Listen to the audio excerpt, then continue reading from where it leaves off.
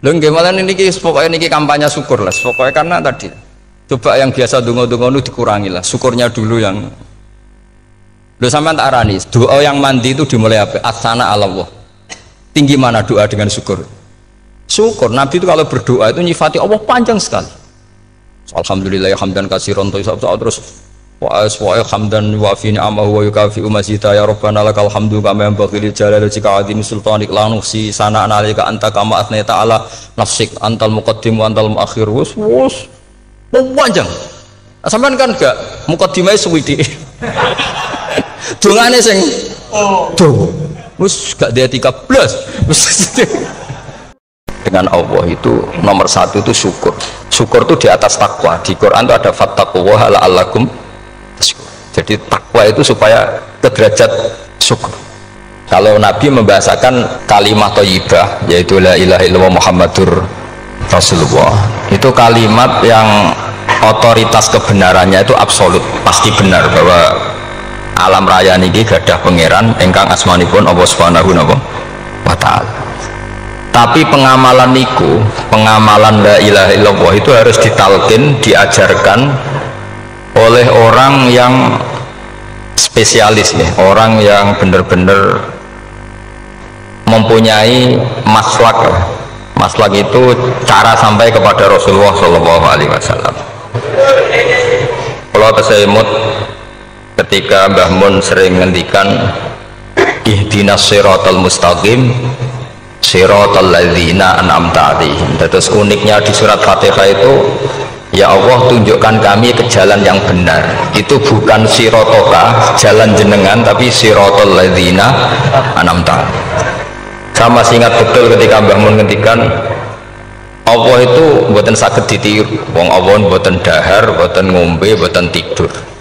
Sing saged ditiru niku nggih padha-padha manusa, sehingga disebut ihdinas siratal mustaqim siratal ladzina. Maka dalam disiplin ilmu sanad itu sampai ada kalimat ekstrim, man ta'allama bila syekhin fasehuhu setan. Itu tidak main-main ya. Artinya ketika orang lain menuduh dunia kiai katanya terlalu kayak kerajaan kecil, santri tidak pernah ngeritik, itu keliru. Sebetulnya memang aturan ilmu itu diantaranya untuk ilmu agama itu harus pakai apa? Sanad. Ini apa? Ihdinas siratal mustaqim siratal ladzina an'amta 'alaihim. Jadi untuk mengikuti jalan Allah niku harus mengikuti jalannya orang-orang yang telah engkau beri nikmat. Telah itu artinya finish. Finish itu artinya sudah meninggal. Sama ingat betul kalimatnya Mbah Mun, kalau kamu mengikuti orang, kalau ingin kebenarannya permanen, yang sudah meninggal. Potongan-potongan soleh dadakan ngeten kan nggak meyakinkan. Pas ngaji gayanya kok wong soleh, engkau mulai kumat meneh, soleh meneh, kumat meneh, itu kan nggak meyakinkan. Istighfar gini nangis, karek nonton dangdut gini nyesal. Terus apa ya, nggak jelas no? Terus gak kasil maksiat ya nyesal, gak kasil toat gitu nyesal. Itu nanti ikut partai wa akhiruna atarafu bidunubihim kholatu amalan sholihah wa akhiruna sayyi'ah. Jadi orang-orang zaman akhir itu nyampur aduk antara kebaikan dan keburukan. Kayak sampean sering sholat saf awal itu ya baik, tapi ya nak sombongi. Maksudnya nak sombongi kowe iku sapa wani kok ngarep. Maksudnya itu ya ribet kan? Makanya ada wali jadi wali itu karena kalau sholat itu di belakang, alasannya aku izin be pangeran sawane kok ngarep. Jadi ilmu itu macam-macam. Bapak Rian sering dawuh nak ana wong istiqomah ngimami masjid itu ya apik, tapi nak keseringan ya perkarane ambisi mau digenti. Jadi istiqomah itu nak keterusan itu ya jadi ambisi. Mulane gak jelas ngimami masjid terus itu istiqomah apa mau digenti. Artinya apa? Hidup ini gak jelas. Justru gak jelas itu bagus karena ketok menusane, nawa ketok menusane. Sehingga dalam ilmu fikih itu lucu. Kalau cerita wali-wali top, Abdullah bin Umar, niku semadzhab dengan Abdullah bin Abbas. Mboten seneng urip teng tanah haram. Ketika banyak ulama, banyak sahabat senang hidup di tanah haram, alasannya sholat di tanah haram itu seperti 1000 nawa sholat. Tapi yang dipikir beliau bukan sholatnya, maksiat di tanah haram juga lipatannya sama. Maka rumahnya Abdullah bin Umar itu pas ning perbatasan. Nak sholat di bojone ning tanah haram, nak tukaran metu. Jadi ono area tukaran itu dikondisikan steril. Jadi masyhur itu. Jadi beliau nak lagi mesra mbek bojone wiridan teng tanah haram, nak tukaran metu sik. Baru tukaran. Secara meyakinkan karena sehingga kita di Indonesia sebenarnya punya sisi yang luar biasa karena kita tidak maksiat di tanah haram. Jadi bisa saja kita ini orang keren karena tidak pernah maksiat di tanah haram. Walaupun saya nggak tahu kaji atau umroh tambah keren karena nggak pernah maksiat di. Karena banyak juga orang yang nangis di Masjid Haram jebule ngenes kamu naki sing elek bojoku tok. Wong Turki wayu, wong Pakistan wayu. Bareng roh bojone elek wireng pesek. Terus nangis, ya Allah, sakmono iki sing elek kok bojoku tok. Nah, berhubung wayah haji dikira itu religius, napa? Akhirnya sing wedok gak terima, sakmono iki ganteng kabeh sing elek kowe tok. Makanya di haji itu pangeran nyindir faman faradha fihinnal hajja fala rafatha wala fusuqa wala jidala fil hajj. Itu pakai fi ku ing dalem. Jadi potensi maksiat kalau haji itu fi. Justru pas haji itu pas potensi maksiat. Wong tenggene matof niku nggon tawaf niku. Terus masyaallah wong ayu ki pirang-pirang, wong ganteng ki pirang-pirang. Terus mari geger, mergo rebutan ngambung hajar macam-macam. Jadi pulau suwon ijtihad. Dia napa ijtihad itu harus kita dengar. Jadi di antara mazhabnya ulama termasuk Abdullah bin Abbas itu nempat di Taif. Taif itu dari Mekah 3 jam. Alasannya nggak ingin kalau terjadi apa-apa di tanah apa haram. Kita tahu Ibnu Abbas itu mengalami konflik politik dengan Abdullah bin Zubair. Itu ekstrim betul konflik dua beliau. Akhirnya beliau milih di tanah haram. Wis tukaran-tukaran lah nak raning tanah haram. Maksudnya gremeng, bukan tukaran bacaan gremeng lah, gremeng sidik nak raning masjid haram. Artinya jangan kira orang di Indonesia terus ndak hebat, ya hebat punya sisi nggak maksiat di tanah haram.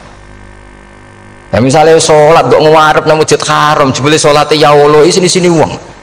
Terus gak ngewarep ben paling afdol, jebule paling keliru coba. Mulai takbir yo keliru plus seudon. Haji Indonesia nu nak sofa walu niate rada elek.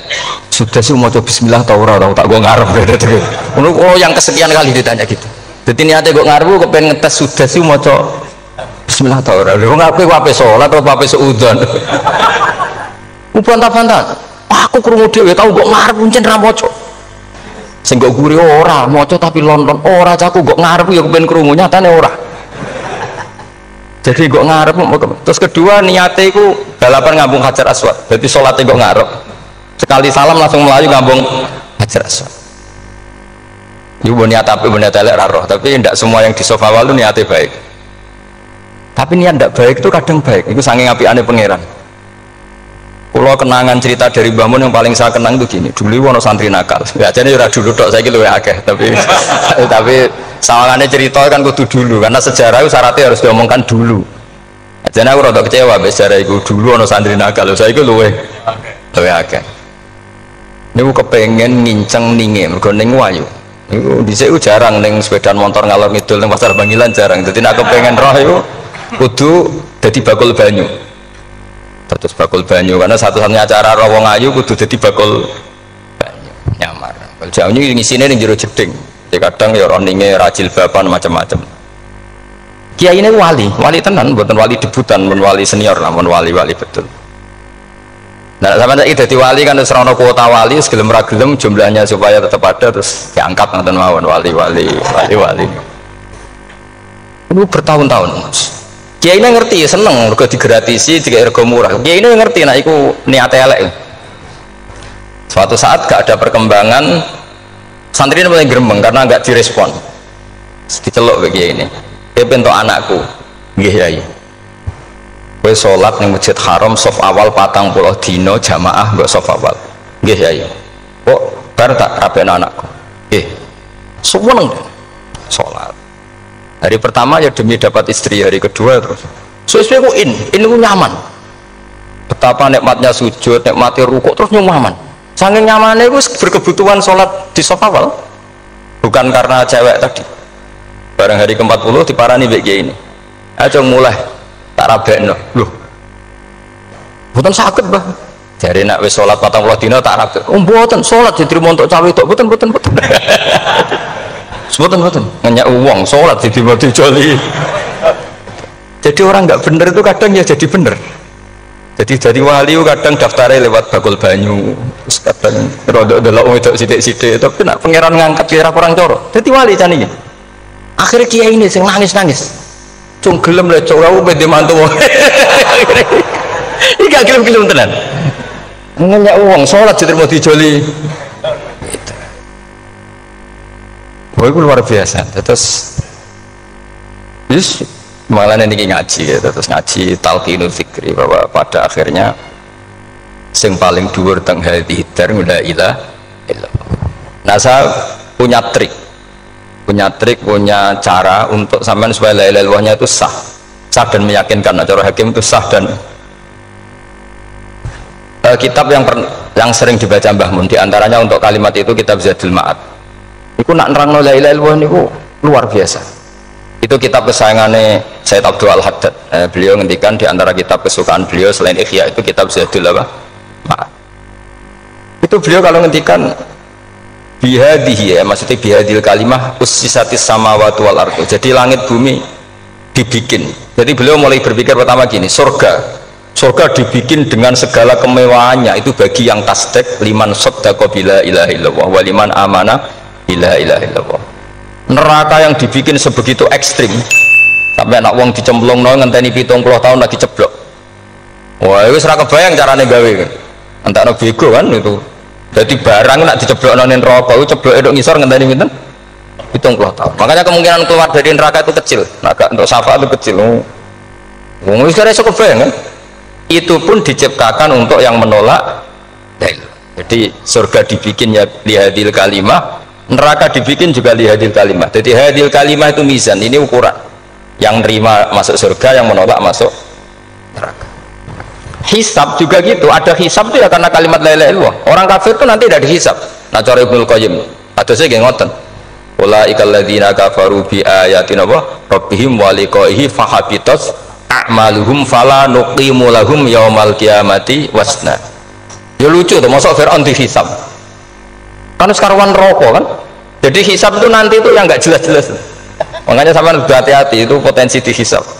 Jadi yang jelas itu ada hisab. Masuk kanjeng Nabi dihisab kan tidak mungkin. Nabi Ibrahim masuk dihisab, Fir'aun masuk karena yang jelas surganya tidak dihisab, yang jelas nerakanya juga nggak dihisab.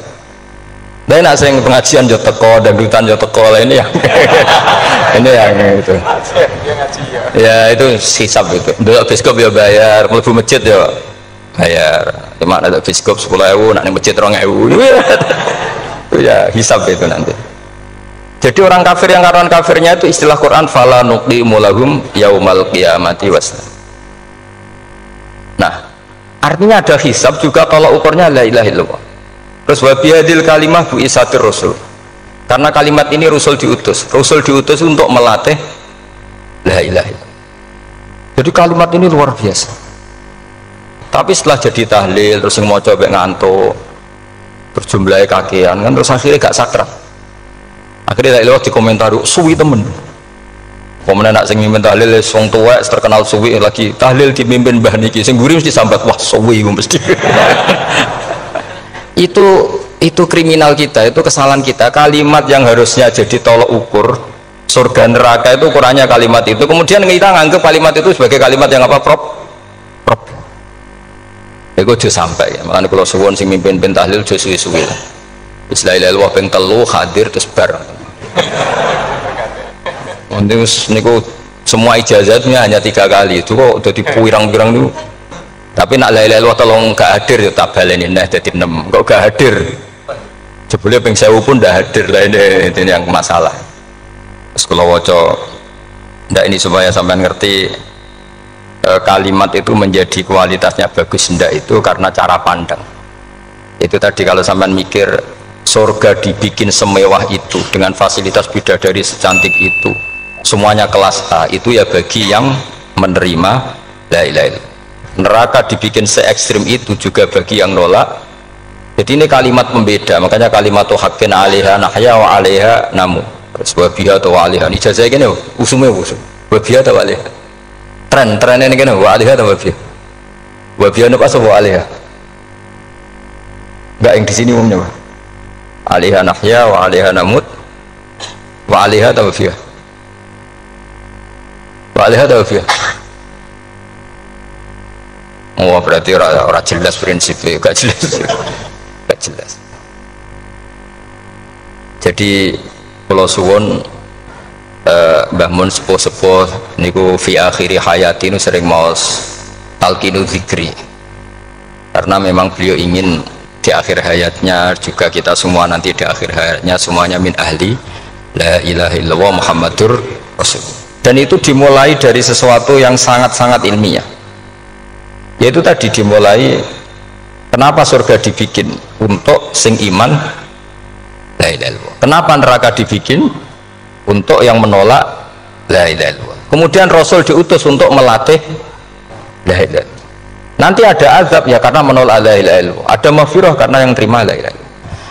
Makanya istighfar, kalau cara oleh istihad, niku istighfar itu setelah la ilaha illallah cara kalau oleh istihad. Di beberapa Indonesia itu thariqah punya istighfar dulu baru la ilaha illallah, tapi banyak ulama yang berpendapat dibalik, la ilaha illallah dulu baru, karena istighfar itu didengar Allah itu setelah tauhidnya benar. Ini cara madzhabnya Abul Hasan apa? Asyadili, yaitu fa'lam annahu la ilaha illallah baru wastaghfir li dzambika li hadhil kalimah. Karena orang bisa dimaafkan itu berdasar kalimat la ilaha illallah. Misalnya begini ya, orang kafir itu kafir terus sampai 70 tahun. Sekali melafatkan la ilaha illallah itu yughfar lahum ma qad salaf. Jadi kullil ladzina kafaru iyantahu yughfar lahum ma qad salaf. Artinya orang kafir itu belum pernah tahlil, belum pernah istighosah, ya belum pernah istighfar, tapi sekali melafatkan la ilaha illallah secara sah langsung yughfar lahum ma qad salaf. Berarti dulu mana la ilaha illallah sama istighfar untuk kepentingan dimaafkan Allah? La ilaha illallah cara madzhab Abul Hasan Asyadili, karena alasannya wong kafir sing kafir wae tanpa istighfar asal kalimat la ilaha illallah benar langsung yughfar lahum maqad salaf. Jadi cara pikirannya Abdul Hasan Asyadili itu la ilaha illallah yang benar dan kamu baru istighfar nanti insya Allah pasti dimaafkan bihaqqi la ilaha illallah. Jadi fa'lam annahu la ilaha illallah baru wastaghfir li dzambika bihadil kalimah, karena sahnya istighfar setelah kalimat ini sah. Itu orang kafir yang kafir berpuluh-puluh tahun itu langsung diberi bonus sama Allah yughfar lahum ma qad salaf. Nah, ukuran iyan tahu pakai apa coba? Hei para wong kafir nak kowe mendo sangka kekafiran, ukurannya pakai apa? La ilaha illallah. Sekali la ilaha benar langsung yughfar lahum ma qad salaf. Makanya ketika ya Ja'far Shadiq, Sayyid Ja'far Shadiq beberapa lama arja ayatin fil Quran adalah qulil ladzina kafaru iyan taru yughfar lahum ma qad salaf. Tiga mana kan abet siswa malaikat dia wong kafir 70 tahun Gusti mau celek lu pisan langsung jenengan sepuro mosok kalau imam tahlil buatan jenengan sepuro ya tapi masalahnya nak malaikat tapi gue golek wajib lah gue semari perkara itu semari masalah kan bersorai ikhlas itu mulai masalah nak sing gurih malah meneh tapi kalau mau celek lu abek gremeng mergo kesuwen dan nak kesuwen wong gremeng sing dosa sing tahlil apa sing gremeng sing tahlil ya melok dosa kok kesuwen sing gremeng dosa wong kalimat thayyibah kok di gremengi. Nah terusno sing ngundang ya melok dosa pisan ribet kan. Ya ora ono fikih ngono ya ora ono. Maksudnya kalau cerita daripada rawan dosa ya mendingan la ilaha illallah sing ora gremeng. Carane piye? Sing mimpin ya sing fasih sing cepet. Yen insyaallah. Oh teng desa kula anggere muni tahlil ben Gus Bakso nang kabeh mesti cepet. Jamin mesti cepet. Kalau ya sering ngomong, aku cepet lah lu mati sing suwi ya. Mergo suwi mari dosa gremeng ya perkara. Nah kiai-kiai kan do sungkan wae kula. Nah teng adat masyarakat kan nggih sampai Gus sampai anak kiai kan sungkan dadi kiai-kiai sing tua-tua akhirnya malah cepet. Dan ini harus diilmoni. Saya ulang lagi ya. Sebetulnya dalam thariqah Syadziliyah itu la ilaha illallah dulu baru istighfar. Alasannya apa?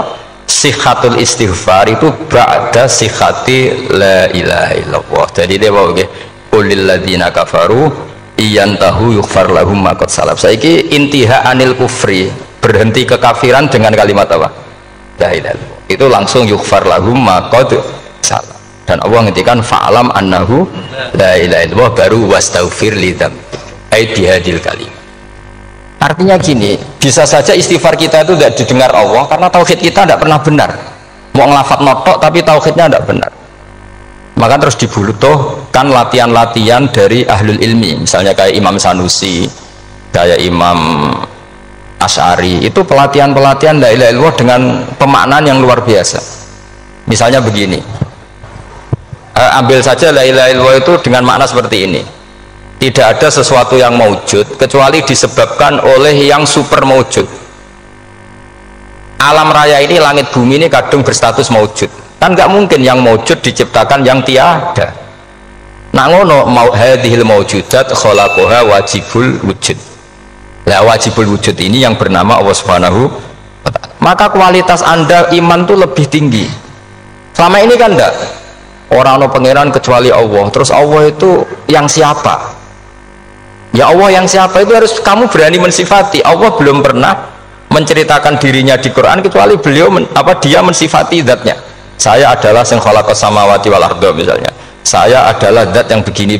Karena itu dengan cara itu bisa dikenali.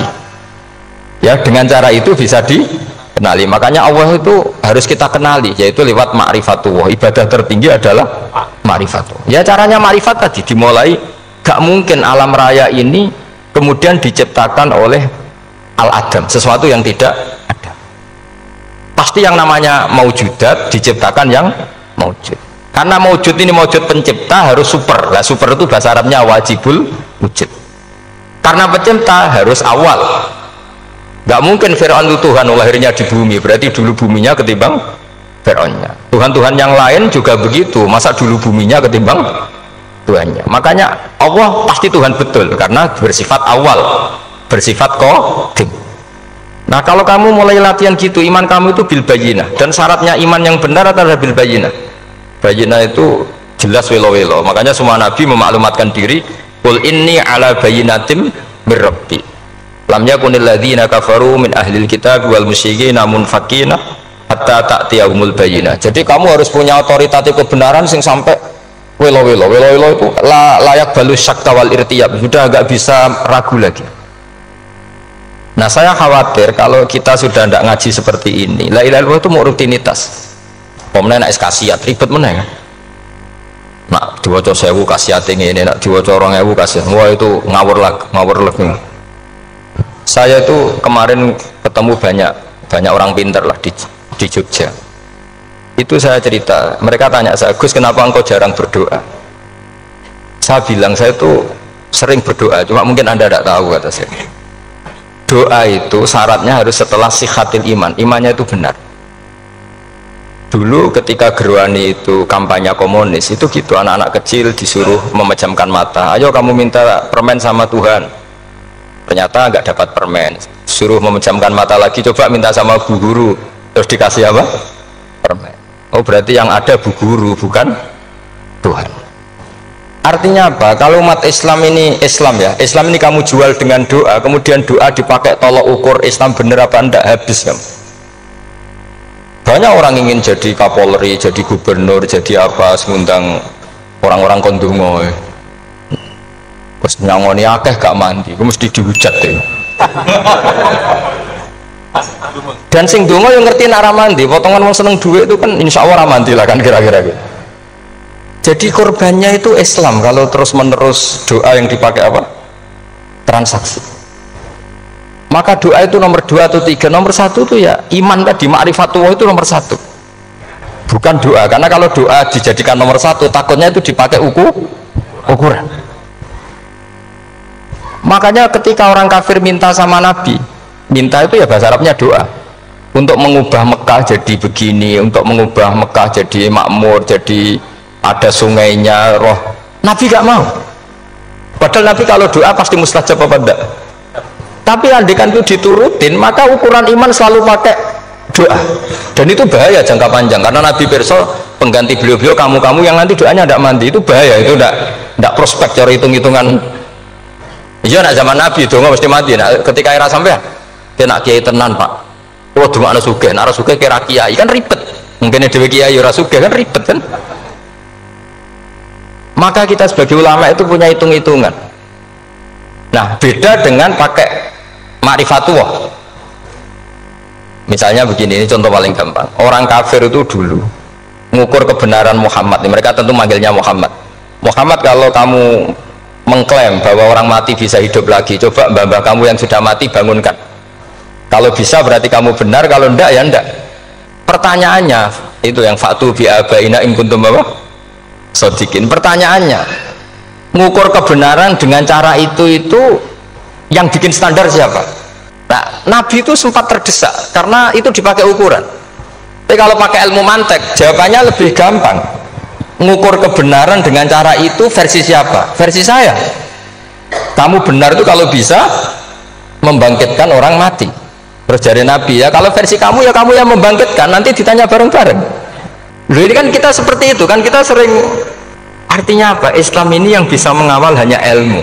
Doa itu nomor 2, yang bisa mengawal Islam hanya fa'lam, harus ilmu annahu la ilaha illallah. Ketika orang kafir lo tanya, Muhammad kalau kamu Rasul betul, fasayir jibala Makkah, jibalu Makkah kamu jalankan kemudian jadi emas.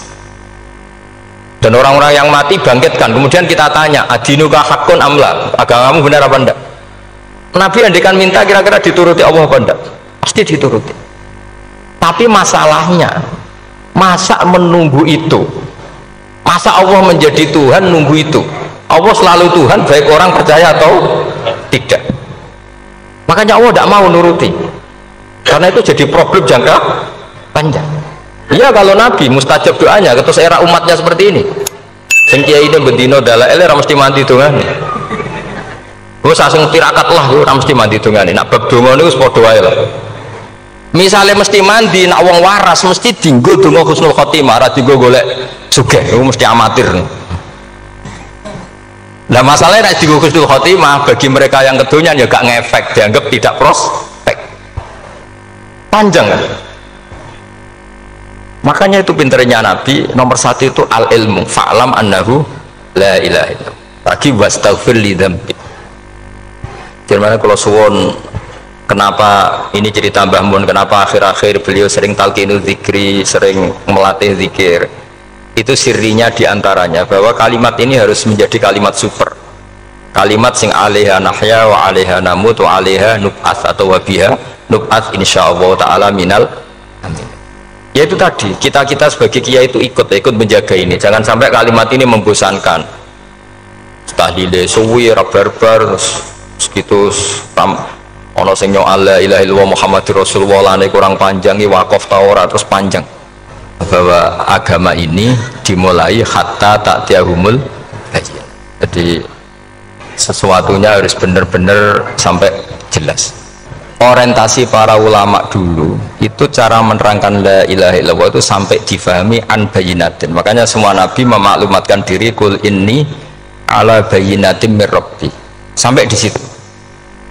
Dan semua cerita-cerita di tafsir Jalalain di apa-apa itu ukuran kebenaran itu lam yakunil ladzina kafaru min ahlil kitab wal musyrikin munfakina hatta ta'tiyahumul bayyinah. Monggo. Maka semua kita itu harus punya kecakapan untuk merangkai dalil. Kalau ada pengalaman saking kitab-kitab turos, kitab-kitab dulu. Itu ketika beberapa ulama ditanya, dulu ketika ulama-ulama dulu berdebat tentang apakah imanul muqallid, imannya orang yang tidak bisa berargumentasi tentang Tuhan itu diterima apa enggak. Rata-rata ahli sunnah bilang diterima, tapi tetap dengan catatan itu potensi goyah. Itkul man qallada fit tauhidi imanu lam yakhlu min tardidi. Tapi ternyata ulama-ulama itu prakteknya juga mengajari masyarakat supaya ada sedikit dalil atau kepastian logika. Masyhur itu ulama dulu ketika tanya orang-orang Arab, orang-orang desa, ya Arabi, bima arafta rabbak. Kamu kok tahu kalau Tuhan itu ada, itu gimana? Jawabannya mereka meyakinkan, al-ba'ratu tadullu alal ba'ir wa atharul aqdam yadullu alal masir. Ono tletonge sapi ya mesti ono sapine. ono asarul akdam, artinya ono tipake wong liwat, ya mesti ono sing liwat. Sehingga itu sudah dianggap cukup. Kalau ada makhluk ya ada khalik. Artinya terus menjadi gampang ketika Allah ngendikan misalnya am khuliqu min ghairi syai'in. Mosok hadhil makhluqat sing maujudat kemudian khalaqahal adam. Itu kan enggak ketemu akal. Maka termasuk kekaguman saya sama kitab Fathul Bari sarahnya Bukhari itu ngendikane wa hadza sing inda ahlil mantak yusamma iltizazan aqliyan, bahwa agama ini harus ada kenyamanan secara akal. Kalau Nabi membahasakan wajadah halawatal apa? Iman. Iman yang manis itu misalnya kita profesor, kita ilmuwan, kita seorang yang top, yang paling cerdas di dunia. Kemudian kamu secara agama didogma oleh pimpinan agama kamu. Kebetulan pimpinan agama kamu misalnya komunis. Terus diberi ajaran misalnya hadhil maujudat khalaqahal adam. Yang maujud ini diciptakan ketiadaan. Kan mungkin profesor lah mesti stres. Iya, wong Adam kok ciri utama ketiadaan ya layu asiru saya tidak ngefek. Bandingkan dengan misalnya kita goblok lah, petani lah, wong paling goblok lah misal diajari bumi ki ono mbah wonten, terus sing gawe bumi ono ya ono, wong barangnya ono kok sing gawe ra ono. Lebih gampang, itu cara Fathul Bari. Hadaddin itu mudah sekali, sahlah qoriba. Kalau dalam baca Said Abdul Haddad itu hadil kalimah sahlah qoriba. Salah qoriba itu enak difahami karena ya sudahlah, kalau hadil maujudat ya khalaqal maujud. Berhubung maujud ini maujud khaliq ya wajibul wujud, kira-kira maujud super lah atau kausa prima atau apa. Jadi segampang itu lama menerangkan tauhid.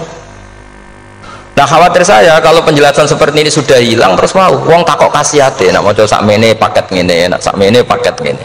Lah anak ramadi terus mental. Judul ilmu ya ngobos. Nah ini kan jadi tersangka. Makanya saya tadi bilang, saya berkali-kali saya belajar tauhid, belajar ilmu mantek, itu kepentingan saya hanya satu, supaya orang familiar dengan logika la ilaha illallah. Yaitu tadi mulai yang pelatihan kelas ringan, yaitu tadi al-ba'aratu tadullu alal ta'ir wa asarul akdam yadullu alal masir, sampai pelatihan yang agak berat, tapi sebenarnya tidak berat-berat banget. Karena tadi am khuliqu min ghairi syai'in, masa kalian semua yang sebegini hebat maujudat kemudian kamu disebabkan oleh sesuatu yang tiada. Iku mbok sampean profesor lah iku saya logika wong barang ra ono kok nyebabno al-akdam ya dulu alal masir. Jadi ono teledong ya mesti ono sapine, ono kipak racaane tak kaki ya berarti ono wong sing barli liwat. Artinya hadil alam ini atharun min athari kudratu. Kalau suwun, kalau wau maca sanad talqinu dzikri dari Mbah Mun, dan saya berharap kita ini saling menopang.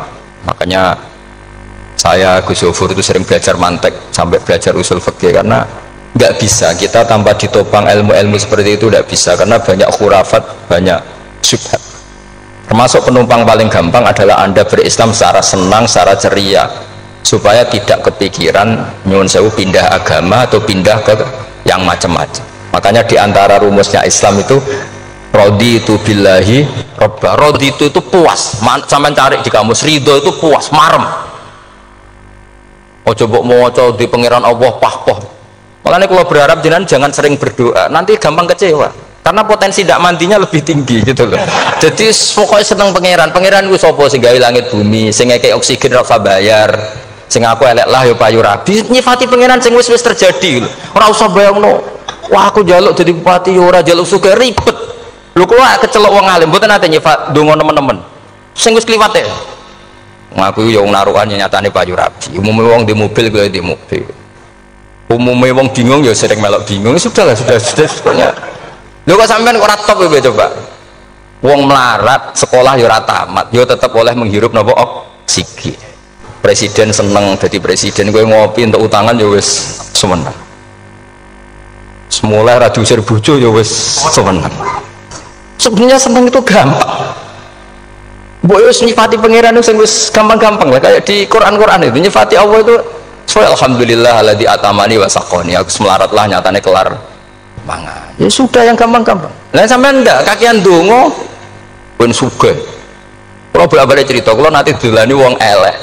Rayu elek sowan kula. Kalau kenangan terbaik saya jadi kayak gini. Gus kula dongakno dadi sugih. Tenane, Mbak. Nggih, tak critakno. Nak bojomu iku sugih. Sing pertama ditoto apa? Omah Gus ya, omah ditoto. Suwe-suwe mobil ditoto Alphard. Terakhir sing dievaluasi ku sampeyan. Omah wis apik, mobil wis apik, sing elek apa? Bojomu mesti sampean kena evaluasi. Iku wis mesti ya. Akhirnya setelah situ. Jadi kalau itu nanti bully yang terbaik lah, kenangan saya terbaik jadi kiai ini gini. Akhirnya, iya Gus, kan gak mungkin. Omah suapi, mobilnya suapi. Coba yang kamu evaluasi apa tuh? Mulai. Artinya sudah lah, tidak usah kepengen itu dikurangi lah. Hubungan kita dengan Allah itu mensifati, itu insya Allah pasti lebih indah. Ya misalnya kita Islam ya alhamdulillahilladzi hadana li hadza ma kunna linahtadiya laula. Sudah, tapi sekali sampean mikir, sare wong Islam yo mesti mlebu swarga. Oh, mesti kena was-wase setan tak jamin. Sare wangi salat yo mesti swarga. Tapi nak sampean alhamdulillahilladzi ja'alana minas sajidin wasyakirin aman. Maka alhamdulillah itu kalimat paling keren. Makanya da'wahum fiha subhanakallahumma wa tahiyyatuhum fiha salam wa akhiru da'wahum alhamdulillahirabbil alamin. Jadi pokoknya ngoten tenan. Sore pun rasa kakek jaluk karena potensi tidak mandi itu tinggi. Sama ndak kutub, ndak ahdal, ndak abdal, ndak apa saja. Yes donga umume wong-wong lah. Dunya hasanah fil akhirati hasanah wa qina adzabannar. Hasanah go pi artine pokoke hasanah. Pokoke hasanah fil akhirati ya hasanah. Selara iso hasanah ya rabi itu jenenge hasanah pokoke sementing. Karena sekolah itu pengalaman jadi kiai soangger wong kok kakean donga mesti kakean ngeluh ya karena potensinya tidak mandi jajal saya mendonga apa jajal selama ini kan yuk mapan ya ora tau mapan yuk sugih ya prakus wis diparingi cara pangeran wis maringi jebule sampean ingin lebih makanya saya mohon sekali jadi hubungan dengan Allah itu nomor satu itu syukur itu di atas takwa di Quran itu ada fattaqullaha la'allakum. Jadi takwa itu supaya ke derajat syukur. Karena tadi lah, cobalah dilatih. Saya pernah ngecek orang yang sekarang dugem menikmati maksiat dengan orang yang takwa mensyukuri tidak maksiat. Itu nikmatnya itu masih tinggi nikmatnya orang yang syukur karena berhasil meninggalkan maksiat.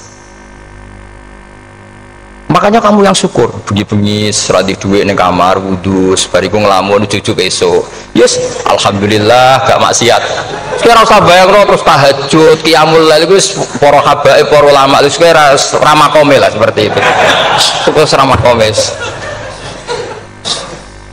tangi turu seradan tempire itu alhamdulillah sing gampang-gampang ya dan itu memang ajarannya Nabi. Jadi Nabi itu kalau bikin ajaran itu orang sing asbaha aminan fi sirbi sesuai mu'afan fi badani indahu kutu yaumi faka'an nama khizat lahu dunya bi hadafiriya. Jadi bayangkan itu man asbaha aminan fi sirbi ngontrak ya ora diusir sing di omah kumpul mertua ya ora diusir mertua kumpul bojo ora diusir bojo aminan fi sirbi mu'afan fi jasadis urip nak guyu do banter wis bengak-bengok indahu kutu yaumi dina iku iso mangan iki wis fakaan nama khizat lahu dunya bi khadafiri anggap ae kowe itu sak donya lha wong paling sugih kayak kolam renang paling 100 meter persegi kowe ndelok laut renang sak kapoke pokoke urip sing gampang itu kok senengane repot to senengane repot pokoke soalnya kalau aku pengen itu jenengan syukur lah soalnya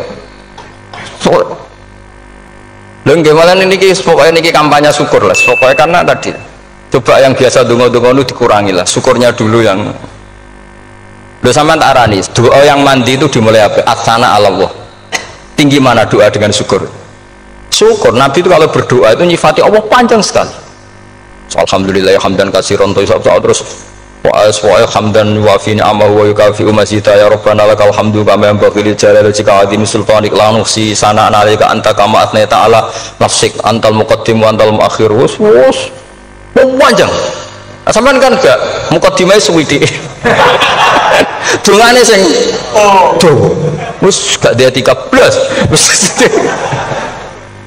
kalau kan sering mau ikhya itu kalau muji pangeran itu sampai lupa Imam Ghazali saking panjangnya. Sama dulu dunga-dungane Nabi itu kalau muji Allah itu panjang sekali dungane sidik Mak jenengan mukadimah alhamdulillah rabbil alamin nabi angop pas donga ya Allah ya Rabbana temenan sudah gak dia etika itu.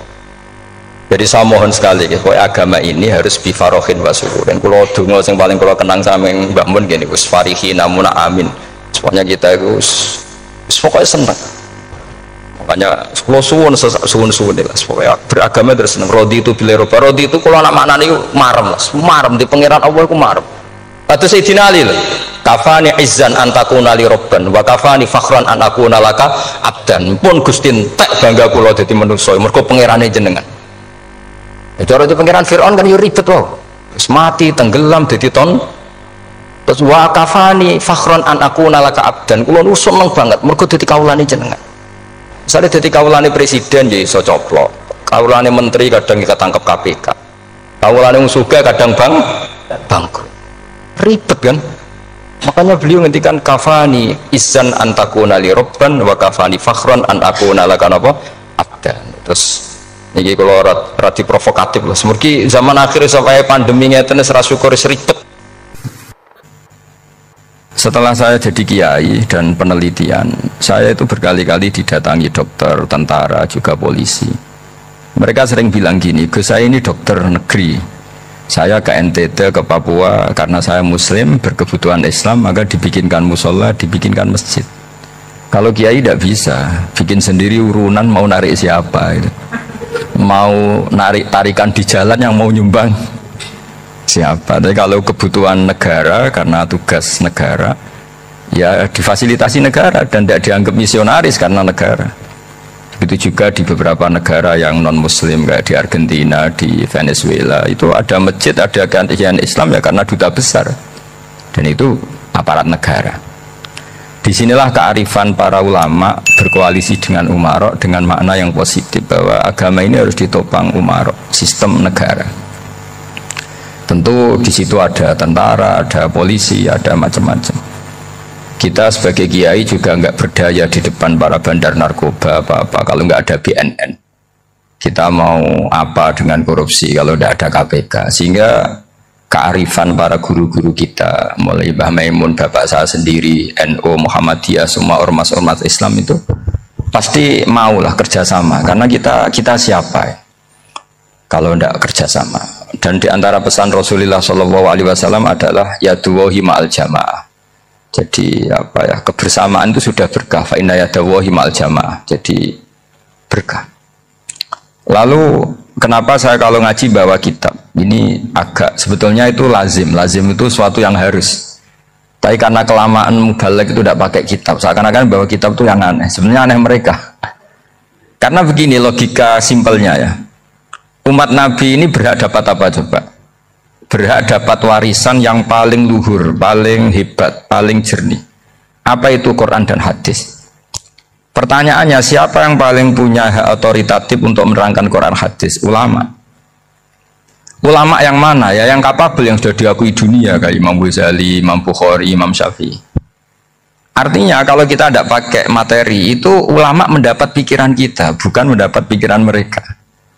Saya ulang lagi, kalau kita tidak pakai materi yang otentik, yang orisinil, umat ini mendapat pikiran kita, bukan pikiran mereka. Maka saya berusaha supaya teman-teman atau semua umat Islam dapat pikiran-pikirannya Imam Ghazali, pikiran-pikiran Imam Bukhari, pikiran-pikiran Abul Qasim Al-Junaidi, kejernian-kejernian Abu Yazid Al-Bustami.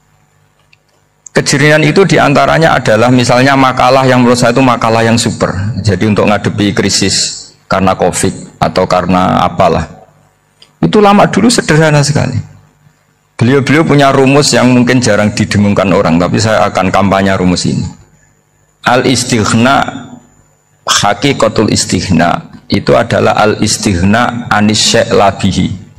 Jadi pemenuhan kebutuhan yang sebenarnya adalah kita berusaha menghindari sebanyak mungkin kebutuhan yang sekunder, yang nggak penting. Bukan memenuhi semua yang kita inginkan. Jadi misalnya begini ya, kalau kita lapar, itu keinginan kita itu makan enak apa asal makan? Tentu jawabannya asal makan yang sehat. Tapi kalau nuruti nafsu kita, makannya yang enak, teman makan ya enak. Terus di warung yang favorit. Ini kan satu kebodohan. Kenapa untuk makan saja butuh definisi sekian banyak? Yang kita harus kecewa, warung favoritnya bisa sudah tutup, atau kita ke sana harus macet, ribet. Yang benar-benar arif dan bijaksana itu adalah al-istighna anisya. Sesuatu yang tidak mendesak itu jangan jadikan kebutuhan. Sehingga kalau kita puasa misalnya, semua makanan itu enak karena kita sangat lapar. Sehingga Abul Qasim Al-Junaidi ketika ditanya ma'idamu to'am, lauk makanan itu apa? Jawabannya lucu, alju, lapar. Kalau kamu lapar ya semuanya enak. Ini sudah mulai hilang. Kita bilang makan enak itu ya sate, ya gulai, ya pizza yang kita senang. Akhirnya apa? Untuk nikmati nikmatnya Allah itu kita jadi ribet. Apalagi yang orang-orang fasik harus ditemani perempuan yang tidak halal misalnya, atau harus ada ajudan, ribet. Nah pertanyaannya, orang yang ribet sama yang nggak ribet itu pinter mana? Pinter yang nggak ribet. Nah ini kearifan-kearifan yang mulai hilang. Lalu siapa yang bisa mewarisi itu? Ya ulama. Jadi ulama itu cara berpikir sebenarnya simple. Makanya mereka sering kalau tahajud itu, di antara makalah Sayyidina Ali paling terkenal dan yang menjadikan beliau punya derajat yang luar biasa itu adalah kafani izzan antakuna li robban wa kafani fakhron an akuna laka abdan. Ya Allah, saya ini sudah begitu mulia, begitu terhormat dan sangat-sangat terhormat karena yang menjadi Tuhan itu Engkau. Jadi rumus pertama itu karena menjadi Tuhan itu Engkau. Hanya Tuhan yang abadi, Tuhan yang pertama, hanya Tuhan yang al-awwal. Coba ya Allah, kalau saya ini punya Tuhan Fir'aun, punya Tuhan mati jadi tontonan lagi, itu kerennya di mana coba? Andaikan kita punya Tuhan Fir'aun, atau punya Tuhan yang asal usulnya manusia, apapun hebatnya manusia itu, kita punya Tuhan manusia itu. Tuhan yang lapar, yang kalau nggak makan mungkin pingsan, mungkin bisa kena COVID, nanti Tuhannya diisolasi, kayak apa? Makanya ketika Tuhan Allah, ya Allah menyindir ketuhanan selain Allah itu, Allah hanya menyindir dengan kalimat sederhana, karena yakulanit to'am, yang kamu tuhankan itu masih makan. Hanya kalau nggak makan ya lemes. Jadi lama-lama ada orang gini, alhamdulillah tadi Tuhan mampir ke saya, kelihatannya lapar, setelah tak kasih makan sehat lagi. Susah nggak punya Tuhan yang seperti itu. Beda dengan Tuhan kita, Tuhan yang nggak butuh makan, nggak butuh minum, al-qayyum, zat yang berdiri sendiri tanpa butuh yang lain, al-awwal. Sebelum ada langit bumi sudah ada Tuhan kita yaitu Allah. Bandingkan dengan Tuhan-Tuhan yang dipertuhan yang lain, yang adanya setelah bumi, misalnya Fir'aun dan sebagainya. Sehingga Sayyidina Ali pertama jadi kebanggaan apa? Kafani izzan antakuna li robban. Saya ini keren betul karena punya Tuhan yaitu Engkau. Tuhan yang lahul asmaul husna, Tuhan yang semuanya punya kebaikan, punya keabadian, punya keagungan. Terus wa kafani fakhron an akuna laka abdan, dan saya bangga sekali karena saya menjadi hambamu. Kalau saya jadi hambanya Pak Rektor ribet kan, sudah tak hormati ternyata nanti tidak rektor, ya kan ribet kan. Terus pokoknya ribet, jadi budaknya manusia itu ribet. Makanya ada seorang wali datang ke temannya yang jadi presiden atau jadi raja. Datang ke situ karena tidak punya uang, mau minta uang karena temannya raja. Setelah sampai sana ternyata temannya ini karena orang soleh pas berdoa, ya Allah saya minta ini, minta ini, minta ini. Terus si wali tadi pulang. Tanya, kenapa kamu pulang? Ternyata dia sama, masih minta-minta kayak saya. Jadi sederhana dia. Sama-sama minta kamu, minta zat yang kamu mintain katanya. Jadi dulu itu orang itu sebegitu dekat dengan Allah. Sehingga si raja ini terus ketemu wali tadi, tanya, kenapa kamu menyepelekan saya padahal sekarang saya raja? Terus ditanya sama wali tadi, karena temannya, kalau kamu di padang pasir tidak bisa minum dan harus minum 1 gelas, dengan ongkos kamu harus mengasihkan semua kerajaan kamu demi minuman itu. Pilih mana, minuman apa tetap jadi raja? Ya saya milih bisa minum. Saya tidak raja tetap hidup, tapi kalau nggak minum mati. Bagaimana Anda bangga dengan satu kerajaan sing la yusawi kak samain, yang tidak sama dengan segelas air? Jadi artinya terus mereka melihat jadi raja itu ya biasa, jadi presiden biasa, jadi rektor biasa. Karena mereka biasa berlogika hakikatul izzah itu ya taqarrub ila Allah, yang benar-benar terhormat itu ya dekat dengan Allah. Begitu seterusnya mereka bikin paradok-paradok yang aneh, tapi itu menjadi pelajaran. Bapak saya Ki Nur Salim itu senang baca anekdot Nasiruddin Koja.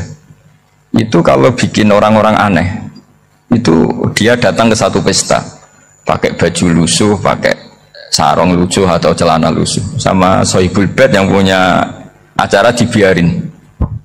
Setelah dibiarin dia pulang pakai jas, pakai dasi, pokoknya keren, dihormatin, pakai alpat, pokoknya dihormatin, silahkan. Pas dia disuruh minum, minumannya itu disokkan saja ke sakunya. Jas, kamu harus minum yang banyak karena kamu yang dihormati, bukan saya. Terus makanan ya semuanya diletakkan di saku, ada nggak apa, ayo kamu makan yang banyak. Alpatnya juga gitu, dikasih sate apa, ayo kamu makan yang banyak. Mereka tidak melihat saya, melihat kamu. Akhirnya orang satu pesta itu istighfar semua, berarti kita ini salah.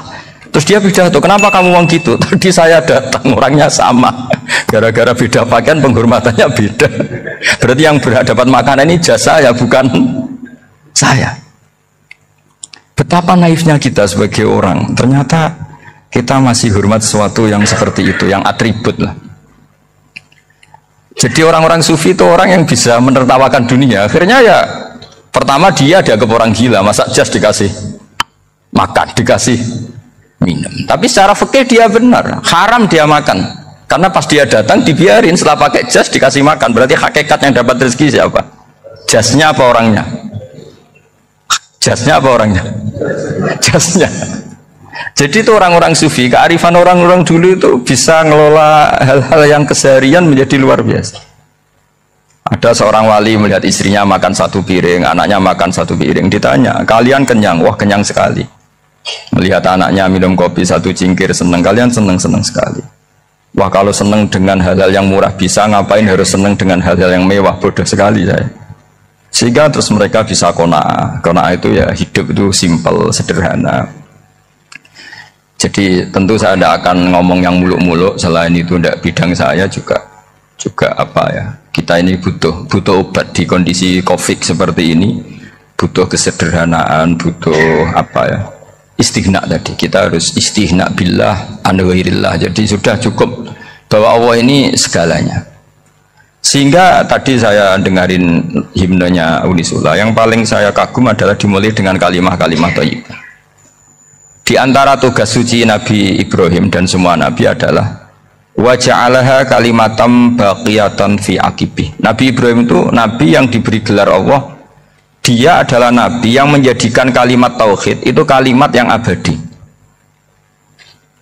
Fi aqibih, di anak turunnya, di semua generasinya, baik anak turun karena gen maupun karena pembinaan, karena pendidikan. Ini penting sekali saya utarakan karena apa? Satu kehidupan itu sebenarnya digerakkan oleh kata-kata, oleh moto kalau orang bahasa modern. Sehingga banyak ulama mengatakan al-ibarat kutun li'ailatil mustami'in, bahwa redaksi atau moto atau pegangan hidup itu penggerak kehidupan. Sehingga sebetulnya manusia itu digerakkan oleh kalimah-kalimah itu, oleh moto-moto itu, oleh prinsip-prinsip hidup itu. Misalnya orang Palestina itu tiap hari ke pasar gitu. Mereka ke laut itu. Ditanya, kenapa tidak takut tembak Israel? Jawabannya lucu. Kena tembak ya mati, nggak makan ya mati, nggak kerja ya mati. Ya sudah, sama-sama mati ya, mendingan aktivitas normal. Tapi saya tidak menyarankan itu untuk melawan COVID. Ini cerita saja nanti. Kamu jangan provokator itu, karena ini wilayah sensitif. Jadi banyak orang yang poligami, kalau ditanya alasannya gitu, istri satu ya cerewet, dua ya cerewet, mendingan 4. Ya banyak ya gitu. Tapi ada yang kebalikan, istri satu cerewet saja hampir jantungan, apalagi 4, tinggal matinya kan gitu. Itu semua yang menggerakkan itu kalimat. Kalimat itu satu pegangan. Banyak orang loh yang nggak ingin jadi rektor tuh banyak loh Pak Bejo. Jangan kira semua dosen ingin jadi rektor. Melihat rektor sibuk rapat mempertahankan reputasi Unisula, terus sering pegang kepala. Ngapain repot-repot? Jadi tukang sapu aja dapat gaji, ngopi, rokokan, selesai. Bodoh amat jadi rektor, mikir orang banyak. Banyak loh orang yang ingin jadi presiden tuh banyak. Karena ngopi nyaman, nggak ada yang ganggu. Mau tidur sampai jam 9 siang juga nggak ada yang ganggu. Sehingga mereka melihat pegawai negeri itu gak keren, orang kok diatur jam, disiplin. Itu memang cara Allah membagi rahmat. Mau kamu apakan coba? Cara syukurnya dia seperti itu. Bapak saya dulu tuh sering ngajarin saya, diajak jalan-jalan pagi-pagi. Melihat orang ngopi, makan uduk itu bapak seneng. Kok enak jadi wong awam. Ngene esuk-esuk nyemak bocah kesel kabeh kono enak ngopi rokokan. Bapak kadang iri sama orang awam itu iri. Sudah gitu berharap masuk surga kan enak sudah gitu. Tahu-tahu mati, tidak tahu ke surga apa ke neraka ya tidak tahu. Jadi nah, orang dulu itu orang yang bisa mensederhanakan dunia. Sehingga ya sudah cara bahagia. Makanya saya alhamdulillah saya ini kerjasama sama UII sama beberapa kampus. Memang amdan itu sengaja. Kampus itu ya punya sistem yang nggak bisa mewakili sistem kiai. Kiai juga punya sistem yang nggak terwakili oleh kampus, juga sebaliknya saling melengkapi. Saya sering ketemu rektor UII, rektor kampus-kampus Islam. Mereka cerita, Gus pendidikan pondok harusnya dimodernkan gini-gini. Saya bilang, kalau pondok modern kayak kampus itu nanti saya ketemu Allah tidak bisa jawab. Kenapa Gus? Saya beri contoh gini. Kalau misalnya perempuan perawan lah atau apa saja, namanya perempuan, mau tanya tentang menstruasi atau haid. Kalau semuanya sistem kampus, dia harus kuliah dulu, registrasi dulu, kuliah dulu, bayar dulu, dan dapat jawabannya nunggu mata kuliah pas itu. Bandingkan kalau sistem pondok, saya tuh sering ke pasar sama anak saya dicegat sama ibu-ibu. Gus, anak saya ngalami gini-gini, keluar darah terus menerus, nggak 6 hari tapi 1 bulan penuh. Itu hukumnya apa Gus ya? Nanti saya mau sowan ke jenengan. Nggak usah sowan, di sini aja. Ya sudah. Sebelum mengeluarkan darah yang rutin seperti itu biasanya haidnya berapa hari? 6 hari, ya sudah ikut yang 6 hari, yang lainnya istighatsah. Ngoten tok Gus ya. Ya udah ya. Begitu terus di masalah udhiyah, Pak. Ya coba kalau semuanya pakai sistem kampus, daftar dulu, bayar dulu. Jadi ini nggak ada jawabannya, nunggu mata kuliah itu baru dapat jawaban. Itu biasa nggak sholat bertahun-tahun karena belum ada jawaban tentang itu. Nah itu kalau misalnya orang mati, tahunya cara apa memulasara jenazah itu nunggu kuliah dulu, pas mata pelajaran itu dulu, baru menangani orang mati. Berarti orang mati itu tergeledak semua. Tapi kalau kiai kan enggak, kesini orang mati terbakar, kalau dimandiin malah badannya copot-copot, itu gimana hukumnya? Ini ada orang mati Gus Kendat, ini disolati apa enggak? Ada orang mati apa itu oplosan ya, itu disolati enggak? Saya sering ditanya gitu. Gak usah registrasi Pak Rektor, gak usah registrasi, gak usah daftar, gak usah seminar. Makanya kalau orang kampus wani kiai itu ya kualat tenan gitu, karena ini yang on time ya. Tapi pondok seperti saya ya ikrar seikrar-ikrarnya. Pentingnya kampus karena melatih efisiensi waktu, disiplin, tata kelola manajemen, sehingga kita ya hormat. Tapi tadi kita harus saling melengkapi, sehingga saya tunjukkan ke publik bahwa saya hormat sekali sama polisi, sama tentara. Coba kita bisa apa ngadepi bandar narkoba kalau tidak polisi? Bisa apa coba menjaga NKRI kalau nggak tentara? Begitu juga, ya sudahlah kita memang fa'inayadawahi ma'al jamaah, kita berkah itu kalau bersama-sama, tidak bisa kita sendiri. Nah lalu orang kayak saya itu ya beberapa kali sebetulnya saya itu ditawanin jadi dokter honoris causa apa. Kekhawatiran saya satu Pak Bejo, takut pas nggak punya uang, itu dokter gak di duit kan gak pantas gitu. Jadi repot gitu, daripada beban lah sudah lah, nggak usah dokter. Jadi kalau nggak punya uang ya pantas, terus kalau ngebis ya pantas. Suatu saat kalau mati nggak ada yang hadir ya pantas, nggak dokter gitu. Kalau sudah dokter kok masuk neraka, dokter kok masuk neraka, kayaknya apalagi rektor kampus Islam kok masuk neraka itu kan kok kayak nggak pas itu. Misalnya rektor Unisiola ditanya mungkar nakir, nggak bisa kan kayak gimana itu. Makanya harus sering ngaji saya supaya nggak malu di depan mungkar nakir. Masa rektor ditanya mungkar nakir nggak bisa. Harus berani bentak, ini saya rektor loh Pak mungkar nakir. Masa kalau wali-wali dulu berani. Masyhur di cerita wali-wali, ditanya marbuka manabuka, saya ini guru tauhid. Kok kamu tanya marbuka manabuka, yang ngotok. Kok kamu tidak pernah ngaji, enak aja tanya. Jadi wali-wali itu ya rileks ngadepi mengkata. Saya akan rileks wali di Bang Parik baru saya yakin itu. Karena wali itu lebih dekat Allah. Sehingga orang dulu itu, saya ulang lagi ya, ada satu kearifan namanya hidup itu apa? Hidup itu adalah cari sebanyak mungkin supaya hidup itu tidak tergantung pada banyak hal. Sehingga misalnya cara berpikir orang-orang modern itu sebenarnya banyak orang-orang ilmuwannya nggak ngagumi Amerika. Bukan karena angkuh ndak. Untuk mempertahankan kebesaran negara sebesar itu, kebutuhan listriknya besar, kebutuhan tentaranya besar, kebutuhan apa?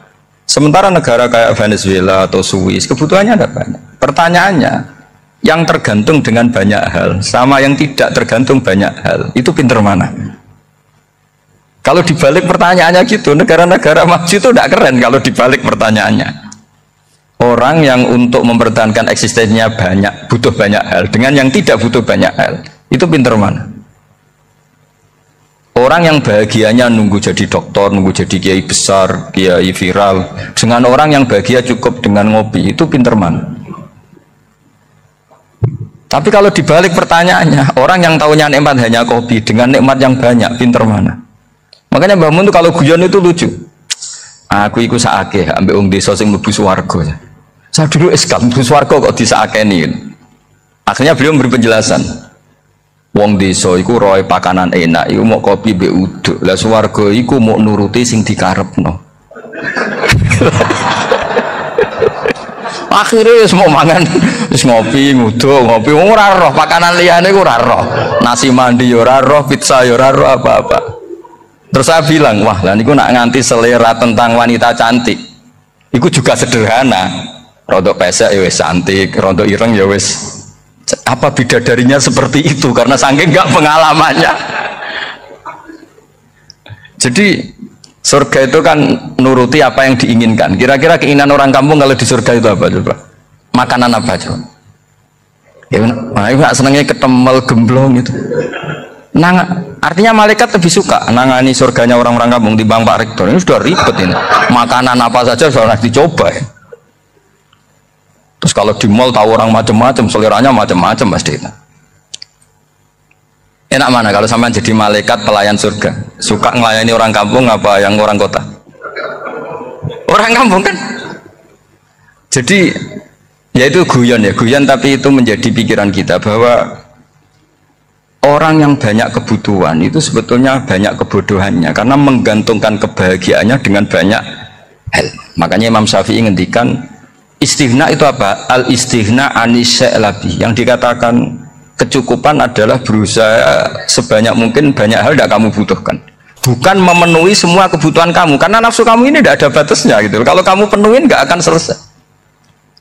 Itu ada perempuan yang kurang cantik itu minta doa saya, Gus doain suami saya kaya, terus tak guyonin, terus nggak minta. Kalau suami kamu kaya, yang pertama dirubah itu apa? Rumah supaya rumah saya bagus. Kedua apa? Mobil supaya mobil saya bagus. Nanti yang dievaluasi itu kamu. Mobil bagus, Alphard, rumah mewah, istrinya kamu. Pasti itu dievaluasi. Langsung nggak usah sudah gini aja kan. Jadi pertama yang dievaluasi itu kaya itu. Coba kalau suami kaya itu yang dievaluasi pertama rumah ya, rumah ganti. Setelah itu apa? Mobil. Kira-kira berikutnya. Akhirnya harus bagus, nggak jadi. Nabi Ibrahim itu pernah minta umur panjang, keren umur panjang. Sama Allah nggak dijawab. Datang orang tua gitu mertamu ke Nabi Ibrahim, terus disuguhi dikasih kurma. Apa itu? Kok kurma apa? Anggur yang sudah matang sekali, sudah dimakan. Setelah dimakan meler keluar lagi, dimakan lagi meler lagi. Terus Nabi Ibrahim masuk lagi ke kamar. Ya Allah, doanya tak cancel. Nanti kalau saya tua kayak itu. Jadi Allah itu nggak jawab langsung tapi ngirimkan itu. Akhirnya ya Allah nggak jadi. Nanti takut itu. Saya pernah ngalami jadi kiai tadi, ada ibu-ibu ya kurang ya nggak pati cantik lah. Suaminya tuh miskin sekali. minta doa saya supaya kaya, bareng tak kasih pertimbangan itu udah nggak usah nggak jadi. Jadi itu kearifan. Tapi kearifan ini harus kita tanamkan. Saya nggak bisa membayangkan Indonesia yang besar ini, andai kan tidak ada qanaah, nerimo ing pantum. Coba sekarang ada COVID. Andai kan Indonesia tuh kayak Prancis. Saya beberapa kali punya tamu orang yang hidup lama di Prancis, bahkan dapat istri orang Prancis. Itu dulu nggak begitu mencintai Indonesia. Tapi setelah di Prancis 2 tahun, wah Indonesia hebat. Di Prancis itu kata dia kalau cerita, semua kebutuhan masyarakat itu dibebankan ke negara. Apa saja minta negara, apa saja nyoal negara. Sementara Indonesia, coba kalau Indonesia mengalami seperti ini kok tidak ada qanaah rimo ing pantum, bisa kios Indonesia. Orang miskin nyalahkan negara, kelaparan nyalahkan negara, apa saja. Tapi barokahnya dididik kiai jogeman nyalahno wong liya. Urip pun romo ing pandum, diame. Sampai gak ngerti kalau Covid. Banyak tuh orang-orang kampung itu, orang lugu-lugu itu. Mbah niki saking Covid, salam ning Covid, muga-muga umure panjang. Dikira Covid itu nama orang yang ahli sosial itu. Mbah niki dana saking Covid. Matur nuwun sampekno salamku, muga-muga umur panjang. Bingung kan yang nganterin ini. Ini gimana yang mau menjelaskan nih? Memang nggak paham. Ribet kan? Tapi saya pastikan bahwa dengan keadaan seperti ini kita bahagia, kita stabil, itu jelas barokahnya kalimat tadi, moto tadi atau pegangan hidup tadi. Makanya disebut al-ibarat qutun li'ailatil mustami'in, bahwa redaksi atau kata-kata atau pegangan atau filosofi hidup, apalah namanya itu adalah penyemangat. Penyemangat. Karena kata-kata ini memang luar biasa. Ketika sahabat perang demi kebenaran, zaman itu ya pasti benar karena yang dibela Nabi. Dulu itu kan enak zaman Nabi, yang dibela mesti benarnya, musuhnya mesti salahnya. Sehingga dulu itu memang harus tegas. Kalau sekarang mau tegas gimana? Yang kamu bela tidak mesti benar, musuhnya tidak mesti salah. Ribet kan kalau misalnya saya tukaran sama Pak Rektor, kamu mau bela mana kan bingung. Saya tidak mesti benar, saya ada Nabi. Pak Rektor apalagi nggak mesti benar lagi kan? Ribet kan? Jadi kalau kita mau perang sekarang itu mau pede gimana? Enggak. Makanya banyak ulama sekarang tuh mau tegas tuh nggak berani karena ya banyak hal yang abu-abu lah wilayahnya. Misalnya pilihan presiden, atau pilihan bupati, pilihan menteri. Kamu mati-matian bela itu, yang kamu bela tidak mesti benar, musuh kamu tidak mesti salah. Misalnya pilihan bupati, wah ini kabupaten ini baik kalau bupatinya ini, yang satu bilang ini, terus tim suksesnya kamu tanya, kamu yakin? Ya tidak juga. Lah kenapa semangat? Kan saya botohnya, paling alasannya ya itu aja, bukan yang lain. Beda dengan zaman Nabi, nabinya mesti benar, Abu Jahalnya mesti salah. Kan enak aturan mainnya jelas. Singkat cerita dalam perang itu banyak sahabat yang ngalami luka, ngalami apa gitu. Kemudian curhat ke Nabi, ya Nabi gara-gara derekkan jenengan, ngikuti jenengan saya harus ngalami seperti ini. Ngiranya orang itu diapresiasi sama Allah keluarnya. Ternyata sama Allah nggak diapresiasi. Malah diturunkan ayat intakunu ta'lamuna fa innahum ya'lamuna kama ta'lamun wa tarjuna minallah malah yarjun. Kalau kamu sakit karena perang, orang-orang kafir itu ya sakit, itu saja berani padahal demi kekafiran. Wa tarjuna minallah ma la yarjun, padahal kamu punya nilai lebih yaitu berharap kepada Allah yang mereka tidak punya. Saya jadi kiai itu ya kadang mangkel. Karena yang benci ya benci, yang seneng itu ngel-ngel loh kayak Pak Bejo. Jadi semuanya ribet. Nah iya, yang benci ya ganggu, yang seneng ya ganggu, tambah nemen. Seribet. Tapi kalau sudah ingat bandar narkoba, mereka berhadapan dengan polisi, kadang ditembak karena kesalahannya terlalu fatal. Antar persaingan mereka juga bisa tembak-tembakan karena merebut pasar narkoba.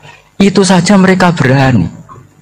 Kok kita yang jadi kiai kadang dicium tangannya, dihormati gak berani, hanya takut apa ya, musibah-musibah kecil lah, atau problem-problem kecil. Nah iya, kalau kita bandingannya gitu. Kalau kamu mau tahajud kedinginan, itu masih nanti dihisab Allah itu gitu. Maling ayam itu keluar malam-malam hanya dapat ayam. itu gak takut dingin, ya gak takut digebuki masa. Kamu mau tahajud saja takut dingin. Makanya nanti hisabnya orang soleh itu nanti dijajarkan orang dolim, terus diperbandingkan. Wah itu habis kamu kalau itu. Jadi misalnya Unisula mau rapat, tapi ini malam, kalau malam dingin nanti sama masuk angin. Wah anak-anak pang di perapatan aja berani kamu. Kalau sudah perbandingannya gitu tuh ribet kita nanti. Makanya itu kalimat itu moto atau filosofi hidup. Sehingga diulang lagi nasihat itu. Iyam saskum korhun fakodu masal koma korhum mislu. Kalau kamu kena luka, orang-orang yang nggak benar juga akan kena luka. Itu aja berani demi ketidakbenaran. Masa kamu demi kebenaran nggak berani? Akhirnya orang itu, ya itu kalimat, itu heroik. Makanya kita ini penting ya, makanya tadi himne Unisula dimulai kalimat thayyibah. Karena kalimat ini yang menjaga kita, kalimat ini. Misalnya tentang Tuhan. Kenapa orang Islam imannya kokoh seperti ini, termasuk yang sudah hidup di Amerika, di Australia, di mana-mana. Itu ya barokahnya ajaran atau barokahnya kalimah. Saya sebut kalimah saja pakai bahasa santri. Karena la ilaha illallah itu dalam tradisi santri disebut kalimatu haqqin alaiha nahya wa alaiha namut wa alaiha nub'ats. Ada yang riwayat wa biha nub'ats insyaallah taala minal aminin. Kenapa mereka di mana-mana meskipun sekolah di Amerika, di Australia, bahkan di Uni Soviet tetap mukmin? Itu barokahnya ajaran yang benar. Allah itu siapa? Tuhan. Tuhan itu sifat dasarnya apa? Awal. Dia harus wujud awal sebelum makhluk yang lain. Sehingga ketika ada negara yang maju, yang tertib, manajemennya tertib, masyarakatnya makmur, tapi punya Tuhan yang tidak seperti itu, tidak awal, itu sudah gak nyaman. Karena ndaklah keren Tuhan saya, karena Tuhan saya itu al-awwal, zat yang pertama. Tuhan saya keren lah, zat yang nggak mati. Tuhan yang nggak mati, yang nggak pernah mengalami kematian.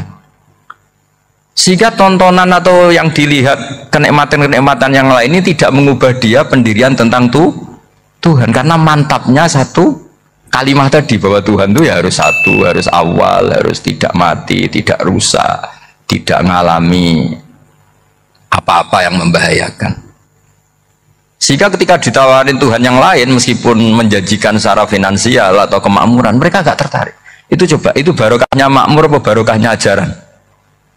Barokahnya ajaran. Sering negara Islam itu kalah makmur dengan mereka, tapi barokahnya ajaran ini tetap apa? Tetap Islam. Makanya Nabi Ibrahim, Nabi yang sukses bikin wa ja'alaha kalimatam baqiyatan fi aqibi. Sehingga kita ini bekti sama orang tua misalnya, itu ya karena ajaran. Suwargamu itu karek wong tuamu, nak wong tuamu ridho Allah ridho, nak ora ridho Allah ora ridho. Ridho wa fi ridhol walidain wa sakhatu wa sukhtu wa fi sakhatil. Sehingga ketika ada orang tua yang agak brengsek gitu, anak-anak tetap hormat. Punya orang tua yang miskin, yang sudah miskin, tukang tombok nomor, banyak kan di kampung gitu, ya tetap hormat. Coba kalau dari awal kita ngajari orang tua kamu hormati ya, kalau baik, kalau tidak ada usah, bisa geger Indonesia. Tapi barokahnya ajaran-ajaran itu Indonesia tertib karena ada ajaran. Nah ini di sini pesantren dan Unisula semua harus berkontribusi membuat ajaran yang benar. Itu adalah ciri utama Islam. Sehingga Islam ini dimulai dengan ajaran kalimatu haqqin alaiha nahya wa alaiha namut. Sehingga kita tenang seperti ini. Saya ini termasuk kiai yang tenang, meskipun kata orang banyak saya ini kiai besar, tapi termasuk kiai yang paling tenang, termasuk yang paling tenang. Karena saya ini pakai mazhab orang-orang hebat. Saya berkali-kali cerita, orang kayak Imam Syafi'i itu orang yang luar biasa. Saya berkali-kali cerita, orang yang tadi nyium tangan kamu ya Imam Syafi'i, di belakang tuh ngerasani kamu, menghujat kamu. Jawabannya enak saja. Berarti saya alhamdulillah orang yang wibawa. Buktinya di depan saya nggak berani. Jadi enteng saja. Diceritain sebagian kampung, sebagian separuh dari warga kamu itu nggak suka kamu. Ya bagus lah nggak suka saya, nggak akan utang duit saya. Di mana-mana orang utang itu karena teman dekat.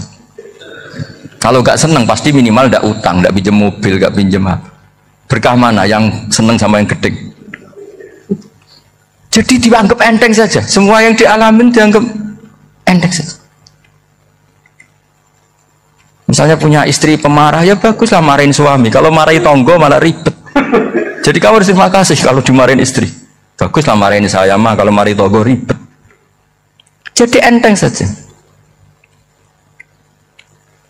Tapi kita sekarang itu karena nafsu ya, sehingga menghadapi hidup ini ribet.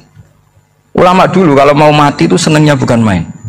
Sudah lama saya ini ingin nggak maksiat. Kayaknya nggak maksiat paling efektif itu mati. Ya tidak apa-apa Gusti, kalau sebaiknya mati ya mati aja. Enteng saja. Jadi melihat kematian itu akhir dari segala keburukan atau potensi keburukan. Apapun baik kita sekarang, suatu saat mungkin kita nggak baik. Yang bisa menghentikan ketidakbaikan atau potensi ketidakbaikan itu apa coba? Mati kan? Berarti mati itu mengerikan apa menyenangkan? Mesti kamu tidak berani menjawab. Meskipun secara ilmu kamu berani, tapi secara rasa nggak berani kan? Saya ulang lagi ya, yang bisa menghentikan keburukan atau potensi keburukan itu apa coba? Apa? Kematian. Berarti kematian itu menyenangkan atau menyusahkan? Apapun kamu tidak berani jawab karena kamu agak-agak duniawi itu kelihatannya. Tapi secara ilmu kamu tahu kan kalau mati itu tidak buruk-buruk banget. Karena apa? Itu akhir dari segala keburukan. Sehingga Nabi ngajarkan kalimat itu begitu luar biasa. Allahumma ahyini maka natil hayatu khairan li wa tawaffani maka natil wafatu khairan li. Nabi melihat dunia itu begitu indah. Ya Allah, kalau saya ini hidup, anggap saja hidup ini ziyadatan li fi kulli khairin, menjadi modal saya menambah segala kebaikan. Jika suatu saat saya mati, anggap mawon rohatan li min kulli syarrin, itu akhir dari segala keburukan saya. Sehingga mati hidup ya baik karena di situ kita bisa berkontribusi beramal soleh. Mati juga baik karena mengakhiri segala keburukan. Nabi nate ngendikan lagi, ajaban li amril mu'mini inna amrahu kullahu khair. Orang mukmin itu mengagumkan, semuanya baik. In asobathu na'ma syakara fakana khairan lah. Kalau baru dapat nikmat dia syukur, maka itu baik. Wa in asobatu dharra sabara, kalau dapat masalah mereka sabar, itu juga baik. Sehingga orang mukmin dua sisinya pasti baik. Itu juga kalimat, maksudnya moto atau pegangan hidup. Nah berikut ini saya beri contoh, ini kenangan saya, ini contoh terakhir. Masalah jadi orang terkenal maupun tidak. Di sini dicontohkan Imam Ghazali di halaman 367 di kitab saya 367, juznya 3 di kitab Ihya Ulumuddin. Di sini beliau cerita betapa untuk menjaga ikhlas sebaiknya orang itu tidak terkenal, tidak syuhrah, tidak terkenal. Oke, itu kita sepakat ya, karena kalau terkenal mungkin orang dipaksa publik dengan tanda kutip untuk selalu berbuat baik, tapi karena jaim lah, jaga image atau apa. Tapi ketika dibalik pertanyaannya, kamu rela yang terkenal itu orang nggak benar, sementara yang orang benar itu nggak terkenal. Lalu masyarakat tahunya yang tidak benar. Kalau pertanyaannya dibalik gitu, orang baik wajib terkenal enggak? Kalau pertanyaannya dibalik seperti itu. Dokter yang benar tidak terkenal, yang malpraktek terkenal. Kamu ingin kondisi seperti itu? Gak ingin kan? Kampus yang bagus gak terkenal, yang kampus yang bagus gak terkenal, yang gak bagus. Nah, artinya apa? Gara-gara olah kata, olah pikiran, ini logika jadi rubah. Lagi-lagi apa? Jawaban itu ada di kata-kata sebetulnya. Makanya bab-bab seperti ini tidak usahlah kita berdebat, berpolemik. Sebaiknya orang itu humul, menutup diri, apa sebaiknya orang terkenal, itu nggak perlu seperti itu. Sudah terserah Tuhan saja. Makanya saya mulai dulu ngaji sampai sekarang itu ya tidak punya apa tadi, punya ikon tertentu atau punya website tertentu, enggak. Sudah terserah pangeran. Sudah, saya juga tidak sok suci materialistik atau enggak, ya tidak mikir saya. Bukan apa-apa ya, karena saya ini kiai, jadi biasa urusannya sama Allah, tidak sama makhluk, jadi pusing kalau sama sarah-sarahnya makhluk itu pusing. Meskipun rektor kalau nasihati saya pasti tidak saya terima, itu tetap makhluk, itu sudah ada ngefek kalau saya itu sudah ada itu. Bukan karena saya sombong, ya memang makhluk betul gitu, bukan cuma nasibnya bejo aja, tapi makhluk tetap makhluk. Saya beri contoh ya, ini makalah yang ditulis Imam Ghazali. Ya. I'lam aslahakawah anna aslal jah wa intisarus sayyid atau sayyidi wal istihar. bahwa mazmum itu.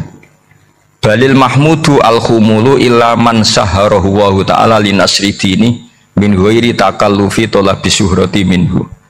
Jadi kalau kamu ingin ibadah kamu selamat ya kamu jangan terkenal. Tapi resikonya adalah kalau kebaikan itu tidak terkenal maka agak dikenali. Kalau agak dikenali berarti masyarakat hanya punya percontohan yang tidak baik karena yang baik tidak terkenal. Jadi itulah ulama-ulama dulu. Jadi apa-apa itu dibanding-bandingkan. Kemudian nanti kelihatan jawabannya itu kelihatan. Jadi ulama dulu itu biasa ngarang misalnya afatun nikah, sisi negatifnya nikah, harus hormat istri, harus macam-macam, kalau terlantar itu ya dosa. Seperti tadi Pak Marsudi cerita kalau orang ngapalkan Quran itu takut lupa, kalau lupa itu jadi dosa. Pertanyaannya, kalau semua orang takut lupa, takut dosa, semua orang nggak hafal Quran karena potongan-potongan lupa. Cara berpikir tidak seperti itu. Kalau berpikir ya namanya hafalan ya inginnya hafal, kan nggak ingin lupa. Nah nanti kalau takdirnya lupa karena hal-hal yang dimaklumi oleh syariat itu nggak yang termasuk dosa. Yang dosa itu lupa tak diwiri udrin syar'iyin, lupa yang tidak ada sebab yang apa syar'i. Tapi lupa bawaan EQ-nya tidak bagus, lupa bawaan sering dibentak, oh itu nggak masalah karena bawaannya orang tertekan itu ya lupa. Coba kamu hafal Quran terus punya kredit jatuh tempo, pas hari itu aku yakin nggak cerdas sudah. Itu bawaannya orang tertekan tuh pasti lupa. Jadi ya saya teruskan ya. Jadi terus ada makalah yang sangat bagus sekali tentang itu, saya baca ya. Wa yadullu ala dzalika anna Allah azza wa jalla amaral anbiya'a bi idharil amali lil iktida wa khassahum bi mansibin nubuwah.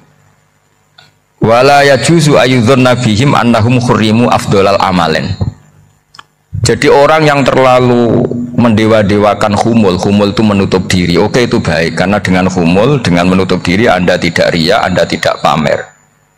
Tapi kata Imam Ghazali, kamu juga harus ingat di antara syaratnya Nabi itu harus mengumumkan kalau beliau itu seorang Nabi, harus memaklumatkan kalau beliau seorang Nabi supaya bisa diikuti. Caranya sholat harus diumumkan sehingga Nabi itu mengatakan harus jamaah, karena dengan cara jamaah itu bisa shollu kama ra'aitumuni usolli. Coba kalau Nabi sholatnya nggak diperlihatkan, kamu harus sholat yang benar, caranya gimana ya Rasulullah, itu rahasia. Bingung nggak kira-kira? Bingung nggak? Ya misalnya amal rahasia selalu lebih baik. Terus ada pertanyaan, Nabi ngendikan kamu sholat yang benar, caranya gimana Nabi? Ya itu rahasia. Terus gimana coba? Tapi Nabi ngendikan apa? Shollu kama ra'aitumuni usolli. Ya sudah, kamu sholat niru saya sholat. Berarti Nabi sholatnya diperlihatkan apa disembunyikan? Diperlihatkan. Jadi begitu juga saya berkali-kali bilang, orang tahu kalau itu bidan ya berdasar tulisan itu bidan, tahu kalau itu dokter gigi ya itu dokter gigi. Jangan sampai gara-gara tidak ada tulisan mau beli alat bangunan di dokter gigi, mau periksa gigi di toko bangunan. Gara-gara apa? Nggak ada maklumat. Nah, di sini ulama-ulama selalu memaklumatkan dirinya. Termasuk Imam Ghazali ketika ngarang kitab dinamai Ihya Ulumuddin, bahwa kitab ini bisa menghidupkan ilmu-ilmu agama yang mulai hilang. Begitu seterusnya. Jadi ini ngaji ya, jadi orang itu harus ngerti ya, jadi jangan nuruti emosi sendiri atau logika sendiri bahwa saya suka humul, ya monggo, agama Islam menyediakan sarana itu. Uzlah itu ya punya sisi kebaikannya sendiri. Tapi syuhrah terkenal asal tidak nuruti nafsu juga punya sisi kebaikannya sendiri. Setidaknya umat ini punya satu master kebaikan yang mudah diakses. Tapi tadi saya ulang lagi, jangan karena hadun nafsi, jangan karena kepentingan pribadi. Makanya di sini disebutkan wa yadullu ala dzalika ay ala syuhrah anna wa ta'ala amaral anbiya bi idharil amal lil iktida. Allah selalu memerintahkan para nabi kalau ngamal kebaikan ya harus dimunculkan supaya bisa ditiru. Yaitu tadi kita tidak bisa bayangkan kan kalau misalnya Nabi menyuruh kamu harus sholat yang benar, kemudian sholatnya Nabi sembunyi. Kalau ditanya, Nabi saya niru siapa? Oh itu rahasia, kamu nggak boleh lihat sholat saya saat takut tidak ikhlas. Ribet kan? Sehingga jamaah itu statusnya tetap harus. Nah bedanya harus ini ulama berpendapat harus yang apa? Fardu kifayah. Tapi fardu itu maknanya harus. Tapi bukan berarti kalau nggak jamaah sholatnya nggak sah, nggak. Tetap tapi statusnya jamaah tetap apa? Harus. Nah barokahnya harus ini orang yang baru sholat, sholatnya langsung bener karena ada yang diikutin. Coba kalau mantan dukun baru sholat terus sholat sendiri, itu mesti mirip mantra ya.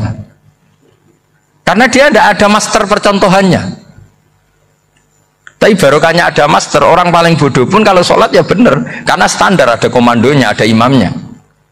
Sehingga Imam Ahmad malah berpikir keras, syarat sahnya sholat itu harus jamaah. Cara pikirannya Imam Ahmad keras sekali beliau.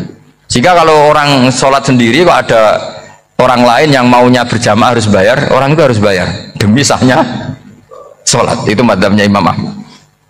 Tapi kalau madzhab Syafi'i hanya mengatakan itu fardu kifayah, yang kalau satu komunitas nggak mau melakukan semuanya apa? Bisa. Ya jadi ini sebelum sesi ringan tanya jawab, hanya 2 saja tanyanya, nggak boleh banyak-banyak, nanti nggak pulang-pulang saya. Jadi tak baca lagi biar dapat berkahnya Imam Ghazali. Wa qala qaumun asirru afdalu minal alaniyati. Terus kata sebagian ulama al alaniyah itu afdal minas sirri. Terus diperbandingkan baik yang mana amal dipertontonkan sama anda.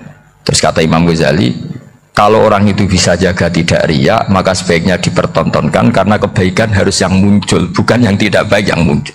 Makanya ketika memaklumatkan diri sebagai ingin jadi generasi khairah ummah, itu kalau diterjemah itu kan wow, khairah ummah, umat terbaik. Itu kan kayak agak angkuh. Tapi nggak apa-apa, itu nggak apa-apa. Masa kita kampanye siap degradasi moral kan ya lucu kan, masa jualan gitu kan ya lucu. Kita memang ingin mengkhidmati ummah, berbakti dengan umat, membantu supaya jadi generasi khairun ummah. Tidak apa-apa dimaklumatkan supaya dengan itu umat punya sarana. Oh kalau ingin jadi khairun ummah kuliah di sini, jangan lalu enggak gitu ya. Sama kita dokter, maklumatkan saja dokter gigi, dokter kandungan, dokter bedah, sehingga orang kalau mau bedah ya jangan ke dokter kandungan. Jadi barokahnya maklumat ya. Jadi saya mohon sekali ini, saya sendiri sebetulnya orang yang nggak siap terkenal sebetulnya, tapi ya sudah terserah Allah saja. Kalau itu cara Allah menyebar kebaikan, ya monggo. Pokoknya kita tawakal saja sama Allah Subhanahu wa Ta'ala. Assalamualaikum warahmatullahi wabarakatuh.